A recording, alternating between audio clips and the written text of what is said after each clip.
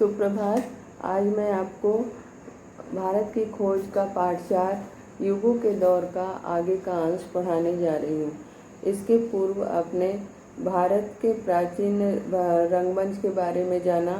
भारत का प्राचीन रंगमंच अत्यंत समृद्ध और विकसित था, जिसमें रंगमंच की जो कला थी, यह रंगमंच की कला नाट्यशास्त्र पर आधारित है।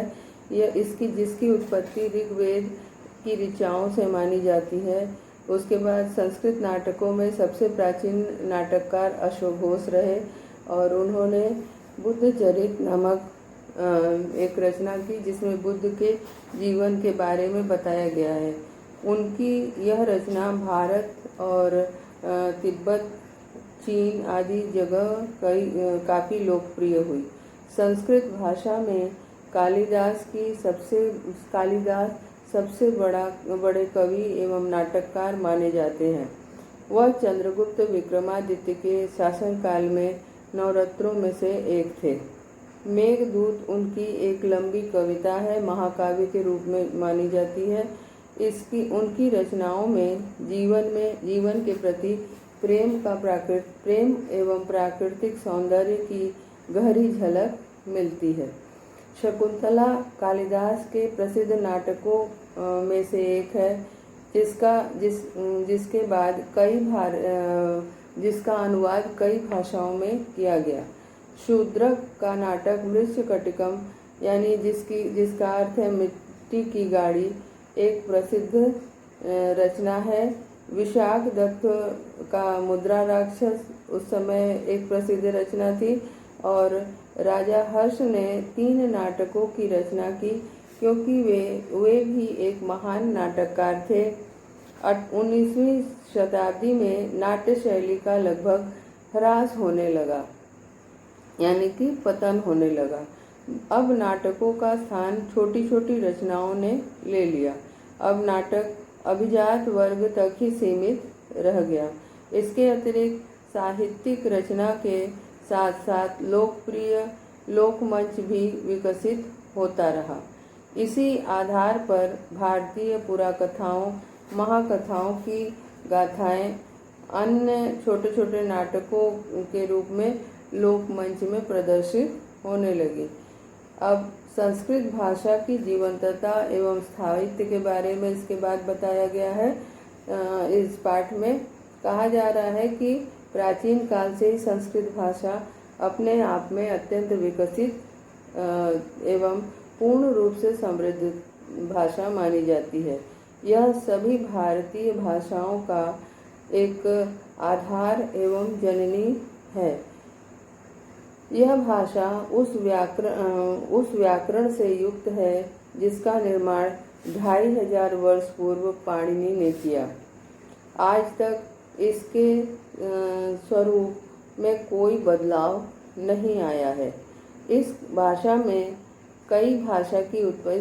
से कई भाषा की उत्पत्ति होती चली गई, लेकिन संस्कृत आज भी अपने वास्तविक स्वरूप में यथावत है।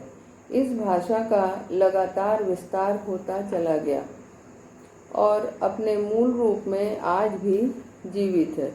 सर विलियम जोन्स के अनुसार प्राचीन होने के साथ साथ अद्भुत बनावट वाली संस्कृत यूनानी और लातिनी के मुकाबले अधिक उत्कृष्ट भाषा है, लेकिन ये तीनों भाषाएं मिलती जुलती हैं। उनका मानना है कि इन भाषाओं की उत्पत्ति का स्रोत एक ही है। दक्षिण पूर्व एशिया में उपनिवेश और संस्कृति, इसके बारे में अब आगे बताया जाएगा। उपनिवेश का अर्थ है दूसरे देशों में अपने देश के व्यापार व संस्कृति को बढ़ावा देने के लिए बनाए रखने का केंद्र। भारत में अपने व्यापार एवं संस्कृति का प्रचार प्रसार अन्य देशों में भी जाकर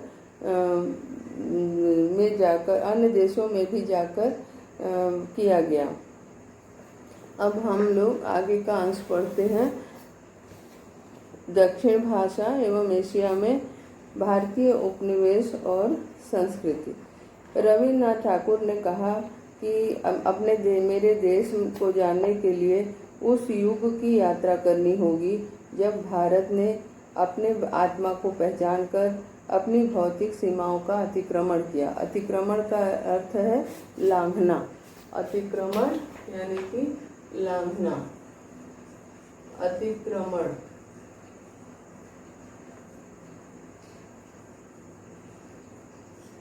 अतिक्रमण का अर्थ है लांघना।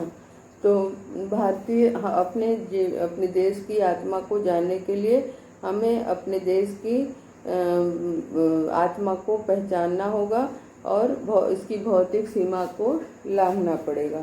हमें केवल बीते हुए समय में जाने की जरूरत नहीं है, उसके तन को नहीं बल्कि उसके मन को जानने की जरूरत है। और जहां भारत ने अनेक रूपों में अपना विस्तार किया। पिछली चौथाई सदी के दौरान दक्षिण पूर्वी एशिया के इस दूर तक फैले क्षेत्र के इतिहास का बहुत प्रकाश डाला गया है। इसे कभी कभी बृहत्तर भारत कहा गया है। बृहत्तर यानी बहुत बड़ा। तो कहा जाता है कि पिछली चौथाई जो सदी है उसके दौरान दक्षिण पूर्वी एशिया में दूर दूर तक फैले क्षेत्र के इतिहास पर बहुत प्रकाश इसमें डाला गया है। इसे बृहत्तर भारत कहा जाता है, यानी कि बहुत बड़ा भारत। इसका फैलाव बहुत दूर दूर तक हुआ, लेकिन अब भी बहुत सी कड़ियाँ नहीं मिलती, परंतु इसके कुछ अंश अभी तक नहीं मिलते हैं। बहुत से अंतर्विरोध हैं। अंतर्विरोध यानी अप्रत्यक्ष रूप से जो विरोध है वह अंतर्विरोध कहलाता है, किंतु सामान्य रूप से सामग्री की कोई कमी नहीं है। भारतीय पुस्तकों के हवाले मिलते हैं, अरब यात्रियों के लिखे हुए वृत्तांत हैं और इन सबसे अधिक महत्वपूर्ण है चीन से प्राप्त ऐतिहासिक विवरण। कह रहे हैं कि यहाँ पे सामान्य रूप से अनेक सामग्रियों की कमी नहीं है और इन सबके अधिक महत्वपूर्ण है कि चीन से बहुत सारे ऐतिहासिक विवरण प्राप्त हुए हैं। इसके अलावा बहुत से पुराने शिलालेख और ताम्रपत्र हैं। शिलालेख पत्थरों पे खुदाई करके जो लेख लिखे जाते हैं उसको कहा जाता है शिलालेख, और ताम्रपत्र तांबे पर जो खुदाई करके छापे पर जो लिखा जाता है उसको ताम्रपत्र कहते हैं। तो जावा और बाली में भारतीय स्रोतों पर आधारित समृद्ध साहित्य है। कह रहे हैं कि जावा और बाली नामक स्थान में भारतीय स्रोतों पर आधारित अनेक समृद्ध साहित्य पाए गए हैं, जिसमें अक्सर भारतीय महाकाव्यों और पुराकथाओं का भावानुवाद किया गया है। जावा और बाली में जो साहित्य पाए गए हैं उसमें बहुत सारे भारतीय महाकाव्यों एवं इसकी जो पुराकथाएं हैं उस पुराकथाओं का भावानुवाद पाया गया। भावानुवाद यानी कि भावात्मक रूपांतर, यानी कि शब्दशः उसी का रूपांतर नहीं किया गया है, अनुवाद नहीं किया, बल्कि उनके भावों को लेके उनका रूपांतर किया गया है। यूनानी और लातीनी स्रोतों से भी कुछ सूचनाएं मिलती हैं। जो यूनानी भाषा और लातीनी भाषा के जो कुछ स्रोत हैं उनसे भी हमें कुछ सूचनाएं भारत के बारे में मिलती है, भारतीय साहित्य के बारे में मिलती हैं। लेकिन इन सब से बढ़कर प्राचीन इमारतों के विशाल खंडहर, विशेषकर अंगकोर और बोरोबुदूर में, कहते हैं ये जो भारतीय भाषाओं के बारे में विवरण मिलता है, सूचनाएं मिलती हैं, लेकिन इससे भी बढ़कर जो चीज़ मिलती है वो प्राचीन इमारतों के विशाल खंडहर हैं। खंडहर टूटे अंश को खंडहर कहते हैं, भग्नावशेष खंडहर।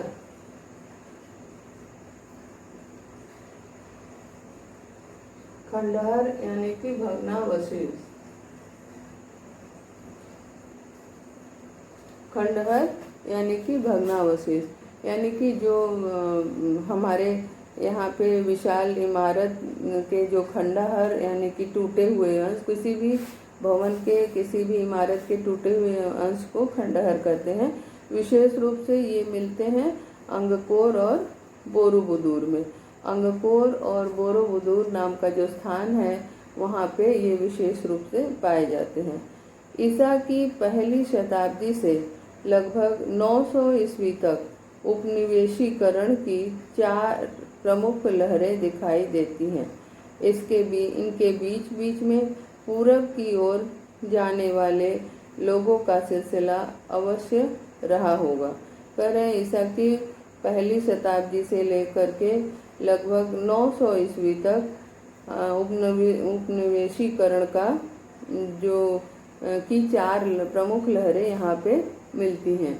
उपनिवेशीकरण का अर्थ होता है कि अपने देश दूसरे देशों में अपने देश के व्यापार व संस्कृति को बढ़ावा देना, उपनिवेशीकरण का हमें उल्लेख मिलता है।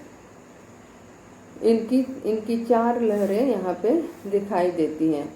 इनके बीच बीच में पूरब की ओर जाने वाले लोगों का सिलसिला अवश्य जारी रहा होगा। पूरब की ओर जो लोग गए उनका सिलसिला भी लेखक कहते हैं कि जारी अवश्य रहा होगा। ऐसे लोग जो पूरब की ओर जाते रहे, बीच बीच में उनका गमन होता रहा। इन साहसिक अभियानों की सबसे विशिष्ट बात यह है कि इसका आयोजन स्पष्टतः राज्य द्वारा किया जाता था। इन साहसिक अभियानों का जो ये एक जगह से दूसरे जगह जाना, व्यापार करना आदि का जो कार्य है वो साहसिक अभियान बताया गया है। तो ये साहसिक अभियान जो है वो इनकी सबसे विशिष्ट बात यह है कि इनका आयोजन स्पष्टतः राज्य द्वारा किया जाता था। ये जो जाने का आयोजन है ये स्पष्ट रूप से राज्य द्वारा किया जाता था। दूर दूर तक फैले इन उपनिवेशों की शुरुआत लगभग एक साथ होती थी और ये उपनिवेश युद्ध की दृष्टि से महत्वपूर्ण स्थानों पर और महत्वपूर्ण भागों पर कायम किए गए। कह रहे हैं कि यहाँ पे दूर दूर तक जो ये उपनिवेशों की फैलने की शुरुआत हुई वह शुरुआत जो है लगभग एक साथ हुई थी। दूर दूर तक जो इन उपनिवेशों की शुरुआत जो हुई वो लगभग एक ही साथ हुई थी और ये उपनिवेश जो है युद्ध की दृष्टि से बड़े ही महत्वपूर्ण माने जाते हैं। उपनिवेश युद्ध की दृष्टि से महत्वपूर्ण स्थानों पर और महत्वपूर्ण मार्गों पर कायम किए गए। इन बस्तियों का नामकरण पुराने भारतीय नामों के आधार पर हुआ। ये जो बस्तियां बनी इन बस्तियों का जो नामकरण हुआ वह पुराने भारतीय आधार के नाम पर इनका नामकरण हुआ, इनका नाम रखा गया। इस तरह जिसे अब कंबोडिया कहते हैं उस समय कंबोज कहलाया। आज जो कंबोडिया के नाम से जाना जाता है वह उस समय कंबोज के नाम से जाना गया, यानी कि कंबोज नाम से जाना जाने वाला जो है आज उसका नाम कंबोडिया के रूप में प्रसिद्ध है। जावा स्पष्ट रूप से यव द्वीप या जौ का टापू है। आज भी एक अन्य विशेष का नाम है। प्राचीन पुस्तकों में आए हुए नामों का संबंध भी प्रायः खनिज, धातु या किसी उद्योग या खेती की पैदावार से होता है। इस नामकरण से खुद ब खुद ध्यान व्यापार की ओर चला जाता है। कह रहे हैं कि जो जावा का नाम है आज भी इसको यवद्वीप या जौ की टापू कहा जाता है। यह आज भी जो है वह अन्न का प्रतीक है। आज भी यह एक अन्य विशेष का नाम है। प्राचीन पुस्तकों में आए हुए जो नाम हैं उनके संबंध प्रायः देखा जाता है कि खनिज से धातु या किसी उद्योग या खेती की पैदावार पर रखी जाती है। जो प्राचीन पुस्तकों में आए हुए नाम हैं उनका संबंध प्रायः ऐसा देखा गया है कि खनिज धातु या किसी उद्योग अथवा खेती के पैदावार पर आधारित है।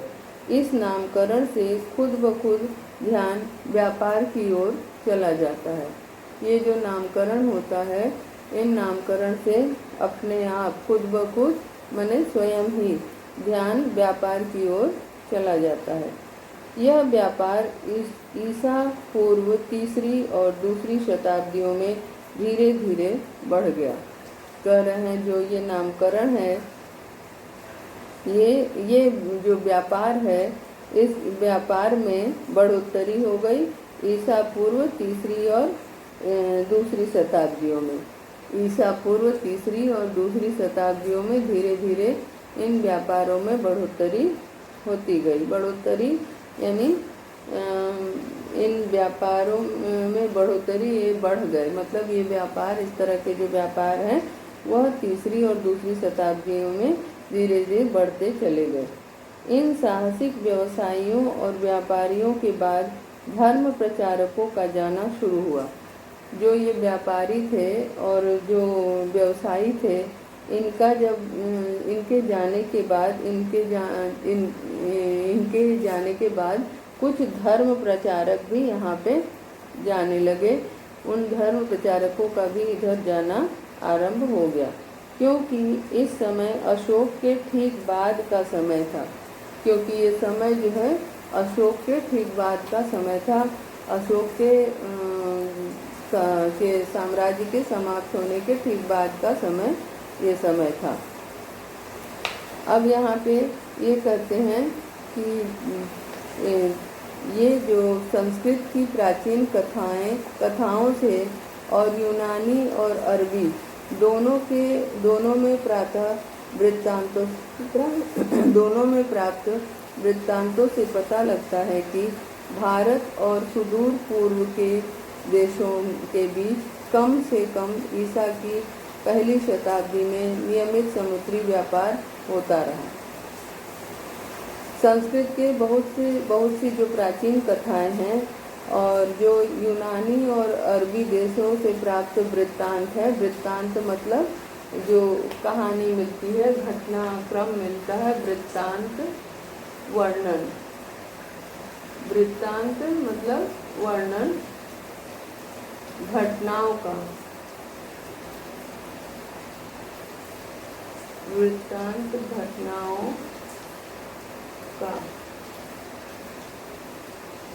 घटनाओं का जो वर्णन मिलता है उसे वृत्तांत कहते हैं।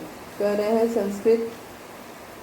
संस्कृत की जो प्राचीन कथाएं हैं और जो यूनानी और अरबी से प्राप्त जो घटनाओं का वर्णन है, उनसे ये पता चलता है कि भारत और सुदूर पूर्व के देशों के बीच कम से कम ईसा की पहली शताब्दी में नियमित रूप से समुद्री व्यापार होते रहे।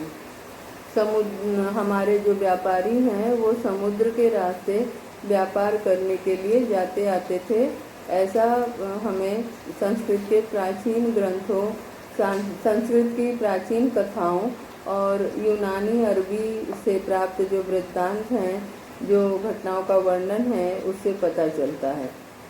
भारत अपने सुदूर पूर्व देशों में व्यावसायिक कार्य करने के लिए समुद्री मार्ग से जाता रहा।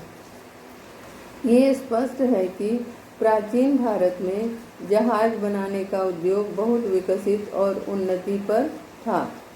उस समय में बनाए गए जहाज़ों का कुछ ब्यौरेवार वर्णन इस प्रकार वर्णन मिलता है। बहुत से भारतीय बंदरगाहों का उल्लेख मिलता है। दूसरी और तीसरी शताब्दी के दक्षिण भारतीय आंध्र सिक्कों पर दोहरे पाल वाले जहाज़ों का चिन्ह अंकित है। अजंता के भित्ति चित्रों में लंका विजय और हाथियों को ले जाते हुए जहाज़ों का चित्र है। इसके उदाहरण के रूप में लेखक ने कुछ वृत्तांत प्रस्तुत किया है। कुछ चित्र के रूप में उन्होंने इसका प्रमाण प्रस्तुत करते हुए बताया है कि यह स्पष्ट है कि प्राचीन भारत में जहाज बनाने का जो उद्योग है, उद्योग यानी कि व्यापार, जो जहाज बनाने का उद्योग है वो बहुत ही उन्नति पे था, बहुत ही विकसित अवस्था पे था।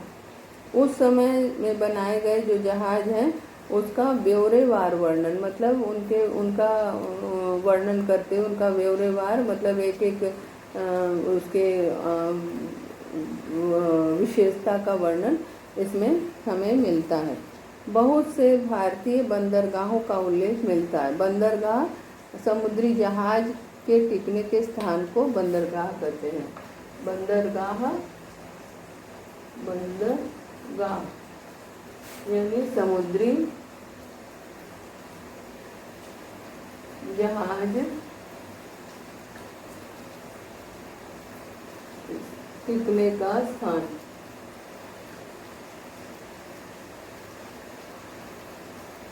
समुद्री जहाज टिकने का स्थान माने समुद्री जहाज को जहाँ पे रोका जाता है उनके जो रुकने का स्थान है उसको बंदरगाह कहते हैं। तो कह रहे भारतीय जो बहुत सारे यहाँ पे इस समय बहुत से बंदरगाहों का भी उल्लेख मिलता है। तो जाहिर सी बात है कि यदि बंदरगाह है तो समुद्री जहाज है, और समुद्री जहाज है तो बाहर से जाना, बाहर दूर देशों में जाने का प्रचलन भी होगा। दूसरी और तीसरी शताब्दी के दक्षिण भारतीय सिक्कों पर दोहरे पाल वाले जहाज़ों का चिन्ह अंकित है। लेखक कुछ और प्रमाण के रूप में ये कहता है कि दक्षिण भारत यानी कि आंध्र के जो सिक्के मिलते हैं उन सिक्कों में दोहरे पाल वाले जहाज माने पाल समुद्री जहाज़ों में होता है। एक जहाज के रूप मतलब एक पाल होता है जिससे जो है एक डंडे के अंदर एक झंडे के आकार का कुछ लगा हुआ होता है, उसको पाल कहते हैं। तो दोहरे पाल का यानी दो पाल से युक्त दो पाल हों ऐसे सिक्के मिलते हैं। उन सिक्कों में ऐसे चिन्ह मिलते हैं, ऐसे जहाज के चिन्ह मिलते हैं, चित्र मिलते हैं जिसमें दोहरे पाल हों यानी दो पाल अंकित हैं। अजंता का जो भित्ति चित्र, भित्ति माने दीवार, भित्ति यानी दीवार, तो अजंता का जो भित्ति चित्र है वहाँ पे लंका विजय और हाथियों को ले जाते हुए जहाज़ों का चित्र है। इस प्रकार लेखक ने कुछ प्रमाण हमारे सामने रखा है, कुछ प्रमाण के रूप में रखा है जो कि विदेशी व्यापार और समुद्री जहाज़ों के उन्नत रूप का प्रतीक माना जाता है। कह रहे कि जो अजंता के दीवार पे चित्र अंकित है उसमें लंका विजय की कथा है और उसमें हाथियों को जहाज से ले जाने के चित्र भी अंकित किए हुए दिखाए गए हैं। महाद्वीपों के देशों वर्मा, श्याम और हिंद चीन पर चीन का प्रभाव अधिक था। टापुओं और मलय प्रायद्वीप पर भारत की छाप अधिक थी। आमतौर पर शासन पद्धति और साम्राज्य जीवन दर्शन चीन ने दिया और धर्म और कला भारत ने। कह रहे हैं कि महाद्वीपों के जो देश हैं जैसे कि वर्मा, श्याम और हिंद चीन, इन पर चीन का प्रभाव हमें अधिक देखने को मिलता है। ये वर्मा, श्याम और हिंद चीन पर चीन का प्रभाव हमें अधिक देखने को मिलता है। टापुओं और मलय प्रायद्वीप, टापू कहते हैं जो तीन तरफ से पानी से घिरा होता है, ऐसे स्थान को टापू कहते हैं। तो टापुओं और मलय प्रायद्वीप पर भारत की छाप अधिक पड़ी थी। जो टापू थे वहाँ के और मलय प्रायद्वीप पर भारत की छाप माने भारत का प्रभाव ज़्यादा पड़ा था। आमतौर पर साधारण रूप, आमतौर यानी कि साधारण रूप से यदि देखा जाए तो शासन पद्धति और जो सामान्य जीवन था, जो शासन पद्धति थी और जो सामान्य जीवन था, उस पर चीन का प्रभाव हमें देखने को मिलता है, और जो धर्म और कला है उस पर भारत का प्रभाव, भारत की छाप हमें मिलती है।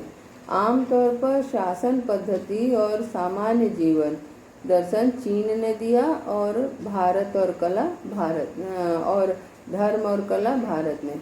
करें यदि देखा जाए तो साधारण रूप से जो शासन पद्धति है और सामान्य जीवन दर्शन है वह चीन से प्राप्त हुआ, और धर्म एवं कला जो है वह भारत से मिला। इन भारतीय उपनिवेशों का इतिहास तकरीबन 1300 साल या इससे भी कुछ अधिक का है। ईसा की पहली या दूसरी शताब्दी से आरंभ होकर 15वीं शताब्दी के अंत तक। कर रहे हैं यहाँ पे कि इन भारतीय ये जो भारतीय उपनिवेश हैं, इनका जो इतिहास तकरीबन माने कि लगभग, तकरीबन यानी कि लगभग, तकरीबन यानी कि लगभग जो ये भारतीय उपनिवेश हैं, इनका इतिहास यदि देखा जाए तो लगभग 1300 साल या इससे भी कुछ अधिक का है। 1300 साल या इससे भी ज़्यादा समय का है। ईसा की पहली या दूसरी शताब्दी से आरंभ होकर 15वीं शताब्दी के अंत तक। लगभग इसका समय ईसा के पहली या दूसरी शताब्दी को प्रारंभ माना जाता है, और इसका अंत जो है 15वीं शताब्दी तक के अंत तक माना जाता है। यानी लगभग 1300 साल पुराना इसका इतिहास है, ऐसा माना गया है।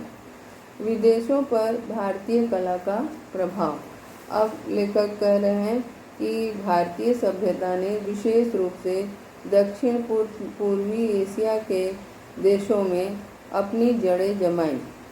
इस बात का प्रमाण आज वहाँ सब जगह मिलता है। चंपा, अंगकोर, श्रीविजय, भज्जा, पहित और दूसरे स्थानों पर संस्कृत के बड़े बड़े अध्ययन केंद्र हैं। करें भारतीय सभ्यता ने विशेष रूप से दक्षिण